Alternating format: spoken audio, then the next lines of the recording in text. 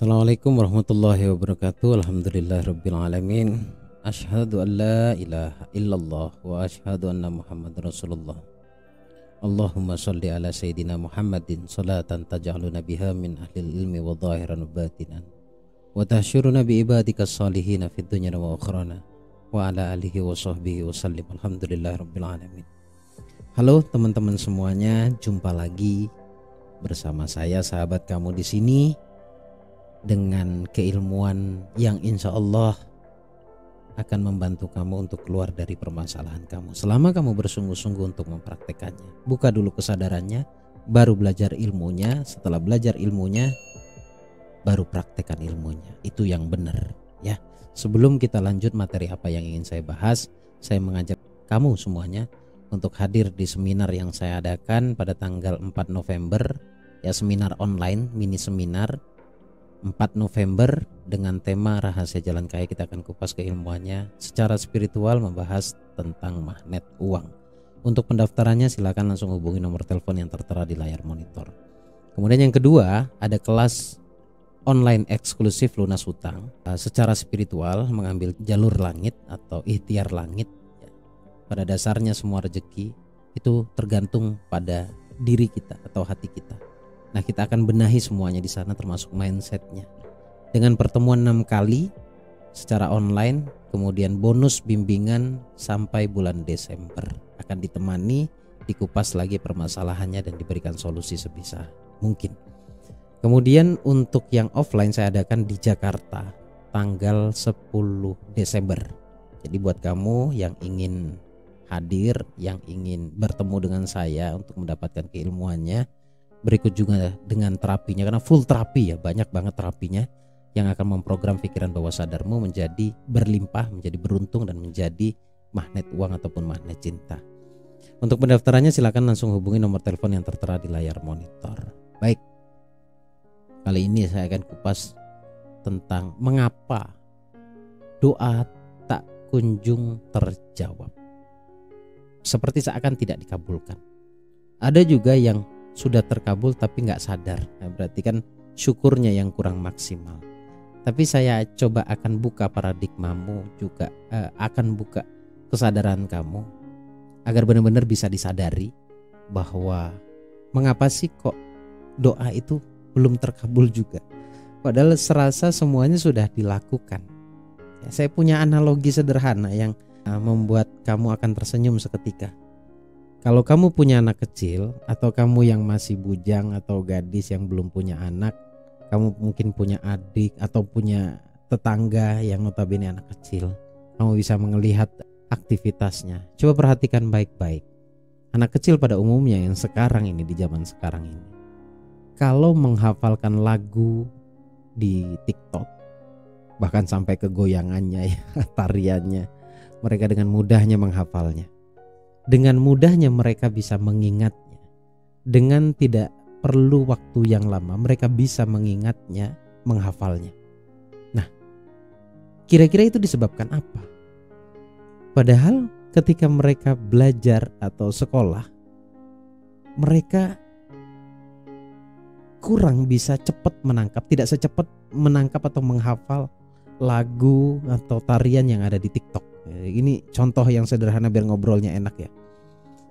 Untuk pembelajaran, untuk belajar mereka di sekolah itu cenderung sulit dan lama untuk menghafal sesuatu. Atau mungkin yang kerasa aneh, anaknya mau diajarkan Quran, hafal Quran, tapi sulit, bahkan sudah diulang-ulang tapi tetap ada saja yang dilupakan.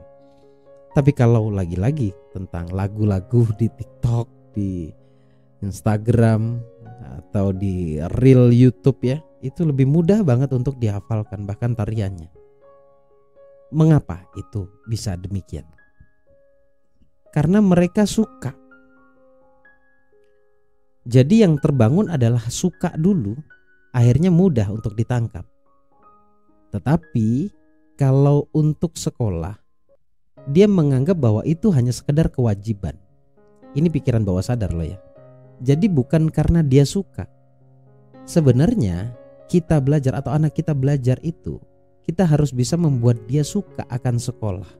Saya suka sekolah, saya suka pembelajaran di sekolah, saya suka belajar ini, belajar itu di sekolah. Buat mereka suka dulu harusnya. Jangan ditekan, jangan didoktrin bahwa mereka hanya sekedar memenuhi kewajiban bahwa saya harus sekolah. Jadi mereka berbuat, mereka sekolah, itu bukan karena dia suka, tapi karena dia merasa punya kewajiban saja di sana. Sama seperti kita berilmu, sama seperti apa yang kita inginkan. Kalau saya bilang jawaban simpelnya, mengapa doa kita sampai detik ini tidak dikabulkan? Tanya bawah sadarmu. Apakah benar-benar kamu suka terhadap yang kamu inginkan? Apakah kamu berdoa itu hanya karena terpaksa? Bukan karena engkau suka berdoa. Jadi tidak heran saya ketika doa sulit dikabulkan. Jadi bukan Allah yang merasa sulit untuk mengabulkan doamu. Bagi Allah mah mudah saja. Tapi kitanya tidak dengan ketulusan, tidak dengan rasa cinta. Seperti analogi yang saya sampaikan tadi. Analogi sederhananya adalah, kalau cinta dulu, akhirnya melakukannya karena senang. Kalau sudah karena senang, itu mudah saja masuk ke dalam pikiran kita. Sama halnya seperti berdoa tadi.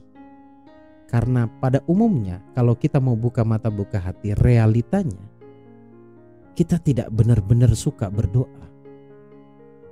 Kita tidak benar-benar suka berkomunikasi ke Allah. Rata-rata kita berdoa di saat kita punya tekanan. Maka sebaik-baik pembelajaran ini adalah mereka yang tidak memiliki tekanan. Bukan saya mengatakan tidak memiliki masalah loh ya. Tidak memiliki tekanan, tidak merasa tertekan oleh masalah yang ada. Jadi karena suka belajar, maka timbulkan dulu di dalam pikiranmu, karena saya suka belajar, karena saya suka keilmuan yang mendekatkan diri ke Allah, karena saya suka keilmuan yang mengantarkan saya dekat terhadap goal-goal saya atau keinginan saya untuk terrealisasi. Kalau itu dulu yang terbangun dalam pikiranmu, maka semuanya akan mudah. Kan kita tahu bersama, bahkan saya sering katakan, ini motivasi sebenarnya untuk bisa mendapatkan rezeki. Cintai dulu profesi. Mencintai profesi hingga benar-benar menjadi ahli. Ketika sudah ahli, orang lain yang butuh profesimu itu akan datang kepadamu. Dan akhirnya uang datang sendiri. Jadilah ahli. Cintai profesimu, jadilah ahli di bidangmu. Jadi semuanya lakukan dengan cinta. Pertama kali itu yang harus muncul adalah cinta. Ini sebenarnya sederhana kalau sudah kebuka kesadarannya. Nah, tujuan saya menjelaskan ini adalah membuka kesadaran. Saya tidak bicara ilmu loh. Saya tidak bicara ilmu, tapi bicara pintu pertama, yaitu gimana caranya saya membuat kamu tersadar bahwa Allah itu pasti mengabulkan semua doa. Tetapi seperti apa kita berdoa? Kan gitu. Yang dimaksud Allah mengabulkan semua doa itu, ya ud'uni astajib lakum, itu mungkin ada syaratnya. Syaratnya yaitu berdoa itu bukan karena tekanan, tetapi karena suka berdoa. Kalau sudah suka berdoa berarti suka menjadi orang baik, artinya membenahi diri.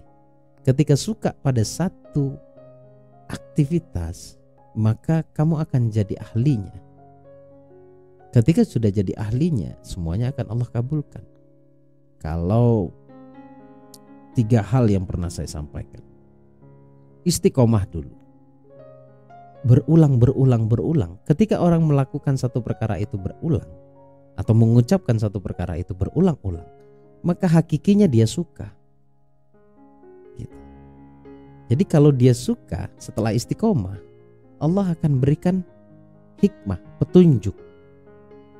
Setelah Allah berikan hikmah, Allah akan berikan karomah, keistimewaan dalam dirimu. Artinya Allah akan kabulkan doamu. Jadi kita ini suka salah dalam berilmu. Langsung lompat pada ilmunya, langsung praktek. Sementara yang terpenting adalah kesadaran. Kalau dalam keilmuannya disebutnya mindfulness, kesadaran level tinggi.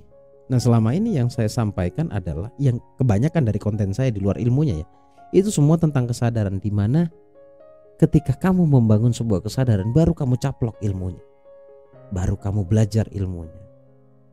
Jadi tujuan saya buat konten, buat video seperti ini tujuannya adalah membuka dulu kesadaranmu, sehingga kamu merasa bahwa saya butuh ilmu, kamu butuh ilmu.